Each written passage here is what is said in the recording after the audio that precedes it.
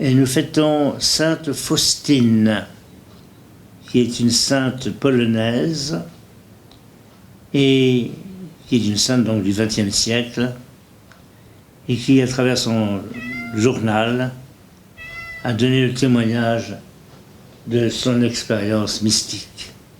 L'évangile qui nous est proposé selon saint Luc, au chapitre 10e. On peut retrouver ça un peu partout. Un docteur de la loi se lève et interroge Jésus. Mais il y a deux manières d'interroger. Soit pour comprendre, soit pour mettre à l'épreuve celui à qui on pose la question. Alors il dit, que dois-je faire pour avoir la vie éternelle? Dans la loi, qu'y a-t-il d'écrit? Demande Jésus. La loi, c'est au sens de la Torah, bien entendu, c'est pas le précepte juridique. La Torah, il y a les 10 paroles, ce qu'on appelle les 10 commandements, qui sont le nœud essentiel autour duquel se compose toute la Torah, et que les prophètes vont commenter, et Jésus aussi. Qu'y a-t-il d'écrit? Tu adoreras Dieu seul, tu l'aimeras plus de tout, et tu aimeras le Seigneur, ton Dieu, de tout ton cœur, ton prochain comme toi-même. À travers ces commandements principaux, tout le reste découle. Tout le reste n'a de sens que si Dieu est Dieu, reconnu comme le premier.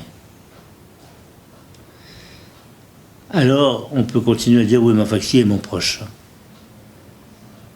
Deux risques. Un risque, c'est de penser que son prochain, c'est justement celui avec qui on vit.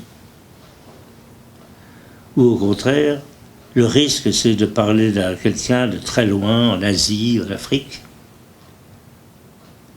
Or, le prochain, c'est celui avec lequel nous vivons, que ce soit dans le travail, que ce soit en famille. Et la question qui est posée, de qui suis-je le prochain? Alors il y a cette belle parabole, je crois, connue, et qui a été aussi très commentée par Martin Luther King, qui est le bon samaritain. Nous sommes de temps en temps comme le Lévite,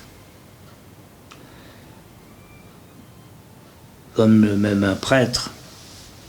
Notre agenda est extrêmement chargé, à tel point que nous oublions le pauvre qui est là et qui demande notre aide.